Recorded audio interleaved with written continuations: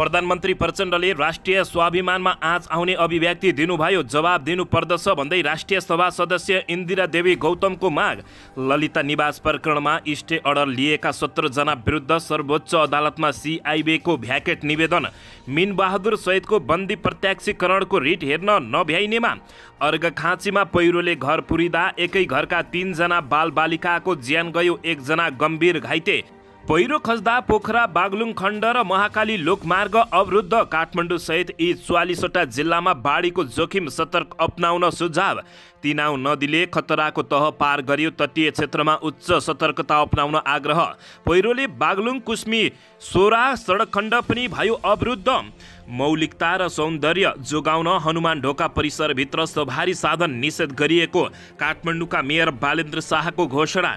कोशीको मुख्यमन्त्रीका लागि अध्यक्ष राजेन्द्र लिङदेलसँग देउबाले मागे सहयोग। राप्रपा भने अझै मौन। संसदीय समितिको सभापति चयनका लागि प्रक्रिया अगाडि बढाउने बारे शीर्ष नेताहरूबीच सहमति र समझदारी। कोशी प्रदेश सरकार गठनमा नेकपा एमालेको चेतावनी। सभामुख गणना गरेर बहुमत दावी गर्न पाइँदैन। राष्ट्रिय स्वतन्त्र पार्टी सत्ता फेरबदलको रेसमा नभएको सभापति रवि लामिछानेको टिप्पणी। आज 12 अङ्कले बढ्यो शेयर बजार। कारोबार रकमभरि 2.5 अर्बमा सीमित। एकैपटक 5 कम्पनीले पायो आइपिओ निष्कासनको अनुमति। कुन कुन कम्पनी हुन् त यसबारे सम्पूर्ण जानकारी। इन्धनको मूल्य घटेसँगै घट्यो हवाई भाडा। अब कुन कुन रुटमा कति कति पर्दछ त यसबारे सम्पूर्ण जानकारी। मलेसियालाई 221 रनले हराउँदै नेपालले जित्यो अन्डर 16 इन्च जोन कपको क्रिकेट उपाधि। सुरक्षाको माग गर्दै जिल्ला अदालत ललितपुरका न्यायाधीश र कर्मचारी सर्वोच्च अदालतमा। राजस्व सङ्कलनको अवस्था हेर्दा मुलुक डरलाग्दो अवस्थामा भएको सांसद विनोद चौधरीको टिप्पणी। धनगढी पुगेर रवि लामिछानेले भने म गृह मन्त्रालयबाट हटेपछि निर्मला प्रकरण सिलायो। गुलसन झाको उत्कृष्ट प्रदर्शनसँगै आयरल्यान्डलाई नेपालले दियो 269 रनको लक्ष्य। ललिता निवास प्रकरणमा सङ्गठित अपराधमा पनि अनुसन्धान अगाडि बढाउने। डाक्टर बाबुराम भट्टराई नेतृत्वको नेकपाले छुट्टै समाजवादी मोर्चा बनाउने। को आउँदैछन् त्यसबारे सम्पूर्ण जानकारी। र ललिता निवास प्रकरणमा सङ्गठित अपराधमा समेत अनुसन्धान गर्न अदालतको अनुमति। सरकारले ऋण लिएर घिउ खाए जस्तै गरेर बजेट विनियोजन गरेको खिमलाल देवकोटाको भनाई। आफ्नो जिम्मेवारी गम्भीर भएर पुरा गर्न गृहमन्त्री नारायण काजी श्रेष्ठको निर्देशन। एउटा दलको सदस्य अर्को दलबाट चुनावमा उम्मेद्वार हुन नपाउने। सरकारी कर्मचारी, सुरक्षाकर्मी र कैदीले पनि मतदान गर्न पाउने। समानुपातिकमा एकै व्यक्ति 2 पटक भन्दा बढी सांसद हुन नपाउने निर्वाचन आयोगको प्रस्ताव। निर्वाचन कानुनको नयाँ मस्यौदा तयार। नो भोट र विदेशमा रहेकाहरूलाई पनि मताधिकारको प्रावधान। अब हेर्नुहोस् पुरा समाचार।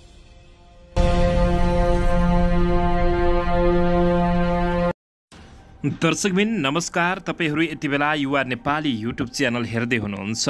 दर्शकबिन यदि हाम्रो च्यानल युवा नेपालीसँग अझै पनि सब्सक्राइब गरेर जोडिनु भएको छैन भने सब्सक्राइब गरी जोडिनुहोला। साथै सँगै रहेको बेल आइकनलाई दबाउन पनि नभुल्नुहोला। दर्शक महानुभावहरू, तपाईँहरूले हामीलाई कहाँदेखि हेर्दै हुनुहुन्छ, कस्तो अवस्थामा हेर्दै हुनुहुन्छ, देशदेखि हेर्दै हुनुहुन्छ या विदेशदेखि हेर्दै हुनुहुन्छ। दर्शकबिन यदि तपाईँहरूले हामीलाई रेगुलर हेर्नुहुन्छ भने रेगुलर र पहिलोपटक हो भने पहिलोपटक भने कमेन्ट बक्समा गई कमेन्ट गरी हाम्रो मेहनतको लागि एउटा सानो लाइक गर्न नभुल्नुहोला। दर्शकबिन राष्ट्रिय सभा सदस्य इन्दिरा देवी गौतमले राष्ट्रिय स्वाभिमानमा आँच आउने गरी प्रधानमन्त्री पुष्पकमल दाहाल प्रचण्डले अभिव्यक्ति दिएको भन्दै जवाफ माग गरेकी छिन्।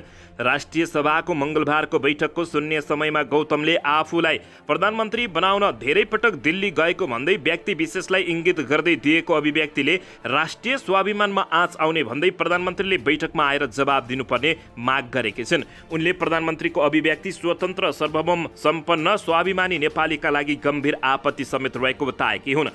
मुलुकको सवालमा स्वतन्त्र र सार्वभौमिकतालाई जोगाउन धेरै नेपालीहरूले जीवन आहुति दिएको कुरा प्रधानमन्त्रीले बुझ्नुपर्ने उनले बताएका छन्। उनले प्रधानमन्त्रीले सदन मार्फत आफ्ना भनाई फिर्ता लिनुपर्ने उल्लेख गरेकी हुन्। दर्शक महानुभावहरू, यसअघि प्रधानमन्त्री पुष्पकमल दाहाल प्रचण्डले आफूलाई प्रधानमन्त्री बनाउन भारतीय लेखक बारम्बार दिल्ली गएको भनेर सार्वजनिक अभिव्यक्ति दिएपछि उनी आलोचनामा परेका हुन्। दर्शक महानुभावहरू, यसैबीच यता ललिता निवास जग्गा प्रकरणमा आरोपीहरूमाथि कृत्यसहित सङ्गठित अपराध मुद्दामा पनि अनुसन्धान हुने बताइएको छ। ललिता निवासको सरकारी जग्गा हिनामिना प्रकरणमा पक्राउ परेका आरोपीमाथि सङ्गठित अपराधमा अनुसन्धान हुने भएको छ। प्रहरीको केन्द्रीय अनुसन्धान ब्युरो CIB ले ललिता निवासको जग्गा हिनामिना प्रकरणका आरोपीहरूलाई 12 असारदेखि पक्राउ गर्न थालेको थियो। जग्गा हिनामिना प्रकरणमा निर्वाचन आयोगका पूर्व आयुक्त सुधीर कुमार शाह, व्यवसायी मीन बहादुर गुरुङ सहित 9 जना पक्राउ परेका छन्। उनीहरूलाई कृत्य मुद्दामा अनुसन्धानका लागि पक्राउ गरिएको प्रहरीले थप अर्को मुद्दा सङ्गठित अपराध कसुरमा पनि अनुसन्धान गर्ने भएको छ। CIB ले ललिता निवास प्रकरणमा जोडिएका आरोपीहरूलाई कृत्यसहित सङ्गठित अपराधमा अनुसन्धान गर्नुपर्ने भन्दै जिल्ला अदालतसँग त्यसका लागि अनुमति मागेको थियो। जिल्ला अदालतले भने मङ्गलबार प्रहरीलाई अनुमति दिएको हो। सङ्गठित अपराधमा अनुसन्धान गर्ने अनुमति पाएसँगै प्रहरीले अब आरोपीहरूलाई 60 दिन प्रहरी थुनामा राखेर अनुसन्धान गर्ने बाटो खुलेको छ। कृत्यमा भने प्रहरीले 24 दिनमा मात्रै थुनामा राखेर अनुसन्धान गर्न मिल्ने कानुनी प्रावधान रहेको छ। CIB ले ललिता निवास हिनामिना प्रकरणमा 406 जना विरुद्ध पक्राउ गर्नु अनुमति लिएको छ। CIB ले ललिता निवासको 114 रोपनी जग्गा व्यक्तिको नाममा कृत्य गरेर किनबेच गर्नेमाथि लामो समयदेखि रोकिएको अनुसन्धान फेरि सुरु गरेपछि प्रचण्ड सरकारको यति बेला हाई भएको छ। दर्शक महानुभावहरू, यसैबीच यता 33% महिला उम्मेद्वार विदेशमा रहेका नेपाली नागरिकहरूलाई मताधिकार, नो भोट लगायतका प्रावधान समेटी निर्वाचन आयोगले एकीकृत निर्वाचन कानुनको मस्यौदा तयार पारेको छ। निर्वाचन आयोगको आज बसेको बैठकले कानुनको मस्यौदा सरकारलाई पठाउने निर्णय गरेको छ। नयाँ मस्यौदामा प्रतिनिधि सभा र प्रदेश सभा निर्वाचन लगायतका लागि उम्मेदवारी दिँदा दलहरूले 33% महिला उम्मेद्वार अनिवार्य उठाउनु पर्ने व्यवस्था समावेश गरिएको छ। प्रतिनिधि सभा वा प्रदेश सभा सदस्यका लागि पहिलो हुने निर्वाचित हुने निर्वाचन प्रणाली मार्फत उम्मेदवारी दिँदा त्यस्तो दलले जति निर्वाचन क्षेत्रमा उम्मेदवारी दिने हो त्यसको कम्तीमा 33% महिला उम्मेदवार उठाउनु पर्ने व्यवस्था नयाँ मसौदामा गरिएको छ। आयोगका प्रवक्ता शालिग्राम शर्मा पौडेलले बताएका छन्। यसैबीच निर्वाचन आयोगले पहिलो पटक नो भोटको व्यवस्था अर्थात् नेताहरू मन नपरे नो भोटको व्यवस्था पनि मसौदामा समावेश गरेको छ।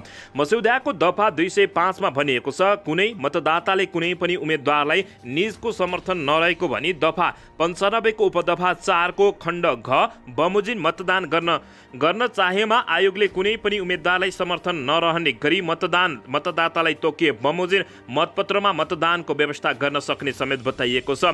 दर्शक महानुभावहरू, अब आफूलाई नेताहरू मन नपरे नो भोटको पनि व्यवस्था हुने भएको छ र विदेशबाट पनि नेपालीहरूले भोट हाल्न पाउने भएका छन्।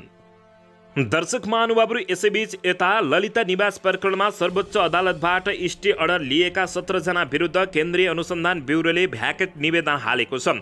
ब्युरोले सोमबार सर्वोच्च अदालतले 17 जनालाई पक्राउ नगर्न जारी गरेको आदेश विरुद्ध भ्याकेट निवेदन दिएको SSP दिनेश आचार्यले जानकारी दिएका छन्।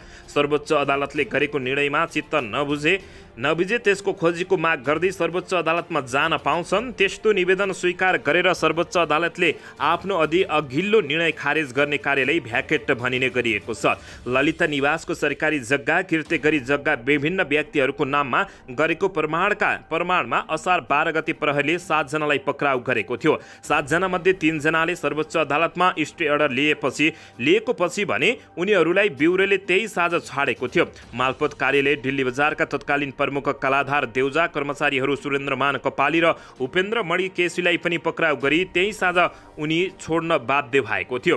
यसैबीच दर्शक महानुभावहरू, ललिता निवास प्रकरणमा स्टे अर्डर लिएका 17 जना विरुद्ध सर्वोच्च अदालतमा CIB ले भ्याकेट निवेदन दिएपछि उनीहरू नराम्रोसँग फँसेका छन्। दर्शक महानुभावहरू, यसैबीच यता मीन बहादुर सहितको बन्दी प्रत्याक्षीकरणको रिट हेर्न नभ्याइनेमा परेको छ। ललिता निवास जग्गा प्रकरणमा केन्द्रीय अनुसन्धान ब्युरो CIB को हिरासतमा रहेका मीन बहादुर गुरुङ, सुधीर कुमार शाह र धर्मप्रसाद गौतमको रिट निवेदन मङ्गलबार सर्वोच्च अदालतमा सुनवाईका लागि पेशी तोकिए पनि हेर्न नभ्याइनेमा परेको छ। मङ्गलबार न्यायाधीश द्वय डाक्टर आनन्द मोहन भट्टराई र हरिप्रसाद फुयालको संयुक्त इजलासले उक्त रिट निवेदन हेर्न नभ्याइने भन्दै अर्को दिनका लागि सारेको छ। यसअघि शुक्रबार सोही रिटको निवेदनमाथि न्यायाधीश डाक्टर कुमार चुडालको एकल इजलासमा सुनाइ हुँदा कारण देखाउ आदेश जारी गरिएको थियो। दर्शकबिन यसैबीच यता अर्घखाँचीमा पहिरोले घर पुरिँदा एकै घरका 3 बालबालिकाको ज्यान गएको छ भने 1 जना घाइते भएका छन्। पहिरो खस्दा उता पोखरा बागलुङ खण्ड महाकाली लोकमार्ग नै अवरुद्ध भएको छ भने काठमाडौँ सहित 44 जिल्लामा बाढीको जोखिम रहेको छ भने सतर्कता अपनाउन सुझाव दिएको छ। तिनाउ नदीले आज खतराको तह पार गरेको छ। तटीय क्षेत्रमा उच्च सतर्कता अपनाउन समेत आग्रह गरिएको हो। दर्शकबिन बागलुङमा पहिरोले कुस्मी भेश्वर सडक खण्ड समेत अवरुद्ध गरेको जानकारी प्राप्त भएको छ।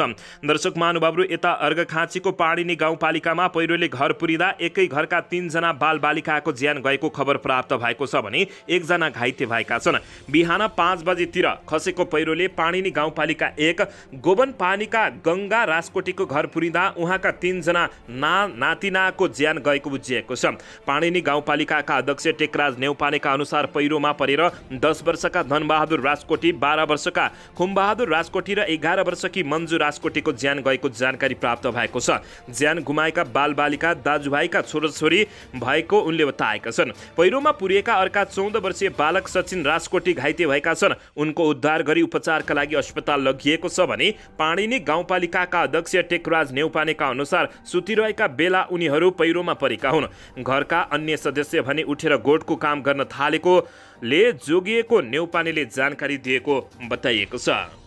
दर्शक महानुभावहरू, यसैबीच यता काठमाडौँ महानगरपालिकाका मेयर बालेन्द्र शाहले हनुमान ढोका दरबार क्षेत्रको मौलिकता र सौन्दर्यको जोगर्न गर्न सवारी आवाजावज रोकिएको बताएका छन्। काठमाडौँ महानगरपालिकाले केही दिन पहिले विश्व सम्पदामा सूचीकृत हनुमान ढोका दरबार क्षेत्रमा सवारी छिर्न नदिने बताएको थियो। मेयर बालेन्द्र शाहले र परिसरको वातावरण शान्त, स्वच्छ र सूक्ष्म बनाउन यसो गरिएको बताएका छन्। काठमाडौँ मुख्य रूपमा प्राचीन र ऐतिहासिक कालीगढीको उदाहरण हो। काठमाडौँको पहिचान भनेकै यहाँका सम्पदाहरू हुन्। विश्वलाई गौरव साथ देखाउन सक्ने, हामीले शानसँग वास्तविकता अँगाल्न सक्ने भनेकै यिनै सम्पदा र यिनैको प्राचीन मौलिकता पनि हुन्। यही हेर्न, अनुभव गर्न र रमाउन लाखौँ पर्यटकहरू आउन सक्छन्। बसन्तपुर हनुमान ढोका यस मध्येकै एक हो। बालेन्द्र शाहले भने जहाँ दिनमा हजारौँ पर्यटकहरू आउने र लाखौँ आउन सक्ने सम्भावना रहेको छ। यिनीहरूको मौलिकता, सौन्दर्य र परिसरको वातावरण शान्त, स्वच्छ र सूक्ष्म हुन आवश्यक छ। यसैले हनुमान ढोका परिसरभित्र सवारी साधनहरूलाई निषेध गरिएको छ। उनले काठमाडौँका मेयर बालेन्द्र शाहले यस्तो बताएका हुन्। दर्शक महानुभावहरू, यसैबीच यता कोशी प्रदेशको मुख्यमन्त्रीका लागि राजेन्द्र लिङ्गदेलसँग शेरबहादुर देउवाले सहयोग मागेका छन्। यद्यपि राप्रपा भने अझै मौन रहेको छ। राप्रपाले कोशी प्रदेशमा सरकार बनाउन काङ्ग्रेस माओवादी गठबन्धनलाई साथ दिने कि प्रतिपक्षमा बसेर मध्यावधि चुनावको वातावरण बनाउने भन्ने निर्णय लिन नसकेको अवस्था रहेको छ। राप्रपाको कोशी प्रदेशको संसदीय दलको बैठकले यो निर्णयको जिम्मा अध्यक्ष राजेन्द्र लिङ्गदेललाई दिएको छ। अध्यक्ष राजेन्द्र लिङ्गदेलको घरमा बसेको संसदीय दलको बैठकले शीर्ष तहबाट टुङ्गो लगाउने गरी निर्णय लिन राजेन्द्र लिङ्गदेललाई जिम्मेवारी दिएको छ। राप्रपाका एक नेताको भनाइमा पाए अनुसार मन्त्री लिने नपाए आर्थिक मामिला वा आन्तरिक मामिला मन्त्रालय लिएर सरकारमा जाने कि भन्ने मत राप्रपाको रहेको छ। मध्यावधि चुनावमा जाँदा हार्न सकिने खतरा औराएर अस्थिरताको वाहक राप्रपा बन्न नहुने सन्देश दिनुपर्ने समूह पनि राप्रपाभित्र देखिएको छ। यसैबीच राप्रपाका एक नेताले सत्ता साझेदारी गर्नुपर्ने बताउँदै ती नेताको भनाइ राप्रपा पशुपति शमशेर राणाको समूह काङ्ग्रेससँग सहकार्य गरेर जानुपर्ने पक्षमा रहेको छ भने राजेन्द्र लिङ्गदेल समूह नेकपा एमालेको सहकार्य कायम राख्नुपर्ने र मध्यावधिमा जानुपर्ने समूह रहेको बुझिएको छ। यद्यपि मध्यावधिमा प्रदेशको चुनाव लैजाने कि नलैजाने भन्ने चाहिँ राप्रपाकै हातमा रहेको छ। राप्रपाको संसदीय दलको बैठकले अध्यक्ष राजेन्द्र लिङ्गदेललाई जिम्मेवार दिएपछि काङ्ग्रेस सभापति देउबाले राजेन्द्र लिङ्गदेलसँग छलफल गरिसकेका छन्। देउबा समूहकै नेता उद्धव थापा मुख्यमन्त्री हुने भएपछि देउबाले सक्रियता बढाएका हुन्। त्यसैले देउबा र राजेन्द्र लिङ्गदेलको सांसदबाट कोशीको मुख्यमन्त्रीमा राप्रपाले कुन बाटो लिने तयार हुने बताइएको छ। उनीहरूबीच भएको संवादको विस्तृत विवरण भने बाहिर आउन नसकेको अझै बताइएको छ। दर्शकबिन, यसैबीच यता राष्ट्रिय स्वतन्त्र पार्टी रासपाका सभापति रवि लामिछानेले सत्ता फेरबदलको चर्चा चले पनि आफ्नो पार्टी त्यस दौडानमा नरहेको बताएका छन्। पूर्व गृहमन्त्री समेत रहेका रवि लामिछानेले अहिले रासपा संगठन विस्तारमा जुटेकाले सत्ता फेरबदलका लागि हुने कुनै पनि बैठकमा सहभागी नहुने जिकिर गरेका छन्। सत्ता फेरबदल हुने चर्चा चलिरहेका कुरा मैले सुनिरहेको छु, तर अहिले हामी संगठन विस्तारको प्रकरणमा रहेकाले त्यो रेसमा हामी छैनौँ। धनगढी विमानस्थलमा विमनिस्थलमा आज पत्रकारहरूसँग रवि लामिछानेले बताएका छन्। अघिल्लो पटक नै सरकारलाई दिएको समर्थन फिर्ता लिएर प्रतिपक्षमा जाने निर्णय लिएका हौँ। सत्ता फेरबदलबारे सुने तापनि म कुनै पनि बैठकमा गएको छु न त कुनै चासो राखेको छु। रविले भने कुनै पनि क्रियाकलापमा म सहभागी छैन, तर मिश्रित जनमतका कारण यो 5 वर्ष सत्ता फेरबदल हुने क्रम चलिरहने रवि लामिछानेको भनाइरहेको छ। अहिले सरकारले जनपक्षीय काम गर्न नसकेको र सत्ता जोगाउने खेलमा मात्र सीमित रहेको आरोप उनले लगाएका छन्। अहिलेको आर्थिक सङ्कटको समाधान गर्ने गरी बजेट ल्याउनु पर्नेमा सरकारले त्यसो नगरेको समेत उनले उल्लेख गरेका छन्। धनगढी पुगेर रवि लामिछानेले म गृहमन्त्री पदबाट हटेपछि निर्माणा हत्याकाण्डको प्रकरण पनि सिलाएको टिप्पणी गरेका छन्। राष्ट्रिय स्वतन्त्र पार्टी सभापति लामिछानेले बलात्कारपछि हत्या गरेकी कञ्चनपुरकी बालिका निर्मला पन्तको अनुसन्धान सिलाउँदै गएको समेत बताएका छन्। मङ्गलबार धनगढी विमानस्थलमा पत्रकारहरूसँग कुराकानी गर्दै लामिछानेले आफू गृहमन्त्रीबाट हटेपछि निर्मला हत्या प्रकरणको अनुसन्धान सिलाएको समेत टिप्पणी गरेका छन्।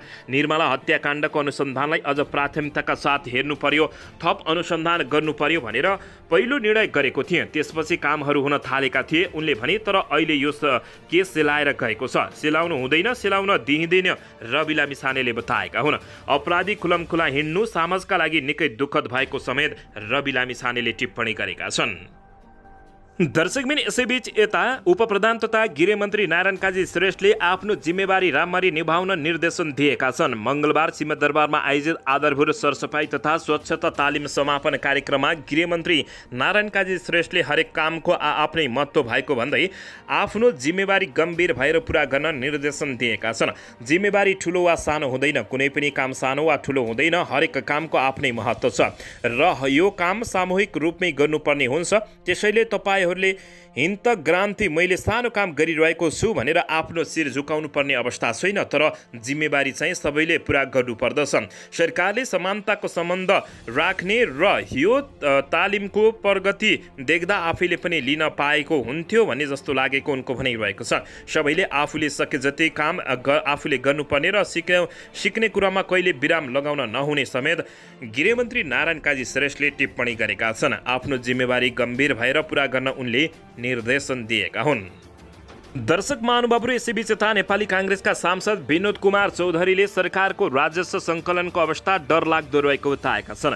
मङ्गलबार प्रतिनिधि सभा अन्तर्गतको अर्थ समितिको बैठकमा बोल्दै सांसद चौधरीले असार 17 गतेसम्म 9 खर्बको हाराहारीमा मात्रै राजस्व सङ्कलन हुनु र सरकारको साधारण खर्च 10 खर्बभन्दा बढी हुनु गम्भीर स्थिति भएको दावी गरेका छन्। सांसद चौधरीले सरकारले नै मुलुकको अर्थतन्त्र चलायमान बनाउन नसकेको स्वीकार गरेकाले अर्थतन्त्र चलायमान बनाउनेतर्फ सरकारको ध्यान जान आवश्यक रहेको बताएका छन्। उनले भने सरकारको राजस्व उठ्ने तस्बिर हेर्दा अत्यन्तै डरलाग्दो छ। असार 17 गतेसम्म 9 खर्बको हाराहारीमा मात्रै उठ्नु र हाम्रो साधारण खर्च नै 10 अर्बभन्दा बढी हुनु गम्भीर स्थिति रहेको छ। हामी सबैले स्वीकार गरेका छौँ अर्थतन्त्र अझै पनि चलायमान भएन। राष्ट्र बैङ्कले लगाएको आयात प्रतिबन्ध खोल्ने काम पनि भयो। उनले भने आयात बढेको छैन, तर पनि समग्र अर्थतन्त्र चलायमान किन हुन सकिरहेको छैन, लगानी किन हुन सकिरहेको छैन, किन कास्ट अफ डुइङ बिजनेस घट्न थालेको छैन। उनले भने सरकारको सबैभन्दा बढी चासोको विषय यही हो यस्तो बताएका छन्। दर्शकबिन यसैबीच यता राष्ट्रिय सभाका सदस्य खिमलाल देवकोटाले देश ऋणको जालोमा फस्दै गएको टिप्पणी गरेका हुन्। मङ्गलबार राष्ट्रिय सभा बैठकमा भूमि व्यवस्था, सहकारी तथा गरिबी निवारण मन्त्रालय, भौतिक पूर्वाधार तथा यातायात मन्त्रालय, सङ्घीय मामिला तथा सामान्य प्रशासन मन्त्रालय र सांस्कृतिक पर्यटन तथा नागरिक उड्डयन मन्त्रालयको विनियोजन शीर्षकमाथिको सैद्धान्तिक छलफलमा सांसद देवकोटाले यस्तो टिप्पणी गरेका हुन्। उनले आर्थिक सर्वेक्षण अनुसार देशमा 21 खर्ब रुपैयाँ ऋण तिर्न बाँकी रहनु देश ऋणको जालोमा फस्न लागेको सङ्केत समेत गरेको तर्क बुझिएको छ। सांसद देवकोटाले सरकारले ऋण लिएर घिउ खाए जस्तो गरेर बजेट विनियोजन गरेको बताएका हुन्। उनले भने आन्तरिक ऋण भुक्तानीमा 105% वृद्धि आएको रहेछ। यो शीर्षकमा अघिल्लो पटक 134 अर्बको बजेट रहेको थियो, अहिले 275 अर्ब छ। यसमा वैदेशिक ऋण मात्रै जोड्ने हो भने पनि यो फिगर अझ धेरै माथि जान्छ। यसले हामी बिस्तारै ऋणको जालोमा ऋण ऋणको पासोमा फस्दैछौँ भन्ने सङ्केत दिएको छ। बजेटको तथ्याङ्कले पनि यही भनेको छ। आर्थिक सर्वेक्षण अनुसार हामीले तिर्नुपर्ने ऋण 21 खर्ब छ। बजेट विनियोजन हेर्दा ऋण लिएर घिउ खाएको जस्तो अवस्था छ। सांसद देवकोटाले सरकारले ल्याएको बजेट संहिता विरोधी रहेको पनि पटक पटक दोहोऱ्याएका छन्। दर्शक महानुभावहरू, यसैबीच यता विगतका 3 कारोबार दिन लगातार घटेको शेयर बजार आज भने थामिएको छ। यस दिन परिसूचक नेप्से 12.73 अङ्कले बढेर 2088 अङ्कमा कायम भएको छ। कारोबार रकम भने जम्मा 2 अर्ब 57 करोडमा खुम्चिएको छ। यसअघि हिजो 4 अर्ब 5 करोडको कारोबार भएको थियो। कुल 145 कम्पनीको मूल्य बढ्दा 72 को भने घटेको छ। 9 को स्थिर रहेको छ।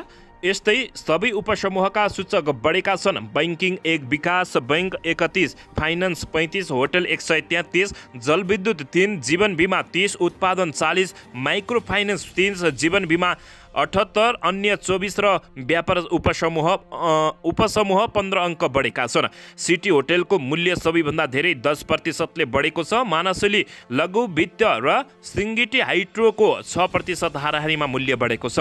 बीपीडब्ल्यू लघु वित्तको मूल्य 10% घटेको छ। कारोबार रकमका आधारमा Nagarik Lagani Kosh NLG insurance, Himalayans life insurance, Shivam cement र सोल्टी होटल क्रमशः अगाडि रहेको जानकारी प्राप्त भएको छ। दर्शक महानुभावहरू, यसैबीच यता एकैपटक 5 वटा कम्पनीले आइपिओ निष्कासनको अनुमति पाएको छ। नेपाल धितोपत्र बोर्डले एकैपटक 2 जीवन बीमा सहित 5 कम्पनीलाई आइपिओको निष्कासनको अनुमति प्रदान गरेको छ। Citizen life insurance, sun Nepal life insurance, Mandu hydro power, mid Solu hydro power र हाइवे इन्भेस्टमेन्ट नेपाललाई आइपिओ निष्कासनको अनुमति दिएको छ। यी मध्ये citizen life, sun Nepal life र मान्डु हाइड्रो पावरको प्रिमियममा आइपिओ निष्कासनको अनुमति पाएको जानकारी प्राप्त भएको छ। सिटिजन लाइफले 100 अङ्कित मूल्यमा 144 रुपियाँ प्रिमियर थप गरेर प्रति किता 244 रुपियाँमा आइपिओ बिक्री गर्ने अनुमति पाएको छ। कम्पनीले 1 करोड 25 लाख किता आइपिओ बिक्री गर्नेछ। यसमा 10% वैदेशिक रोजगारीमा रहेका नेपालीहरूलाई छुट्याइएको छ भने कर्मचारीका लागि 5,62,500 किता छुट्याइएको बताइएको छ। दर्शक महानुभावहरू, यसैबीच यता नेपाल आयल निगमले हवाईको इन्धन मूल्य घटाएसँगै एयरलाइन्सको हवाई भाडा पनि घटेको छ। नेपाल नागरिक उड्डयन प्राधिकरणले यो तेस्रो पटक हवाई मूल्य समायोजन गरेको छ। निगमले सोमबार राति 12 बजेदेखि लागू हुने गरी पेट्रोल, डिजेल तथा मट्टितेलको मूल्य सँगै हवाई इन्धनको मूल्य समेत घटाएपछि प्राधिकरणले हवाई भाडा, फ्युल सर्च समेत घटाएको छ। सोमबार आयल निगमले आन्तरिक उडानतर्फको इन्धनको मूल्य प्रति लिटर 14 रुपियाँ र अन्तर्राष्ट्रिय तर्फको इन्धन मूल्य प्रति लिटर 15 रुपियाँले घटाएको थियो। यससँगै प्राधिकरणले छोटो समयमा तेस्रो पटक हवाई भाडा समायोजन गरेको छ। स्रोतका अनुसार काठमाडौँबाट धनगढीको उडानमा सबैभन्दा धेरै 615 रुपियाँ भाडा घटेको छ। यसअघि यो रुटमा यात्रुले हवाई यात्रुका लागि मात्र 6,625 रुपियाँ तिर्नु पर्थ्यो भने अहिले घटेर 6,010 रुपियाँ जम्मा झरेको छ। यस्तै सबैभन्दा कम छोटो दूरीमा रहेको काठमाडौँ सिमराको फ्युल सर्च 125 रुपियाँले घट्दै 1,225 रुपियाँ कायम गरेको छ भने यो सँगै हवाई भाडामा व्यापक कटौती भएको जानकारी प्राप्त भएको छ। दर्शक महानुभावहरू, यो सरकारले गरेको कामको तपाईहरूले के भन्न चाहनुहुन्छ यसबारे प्रतिक्रिया दिन नभुल्नुहोला।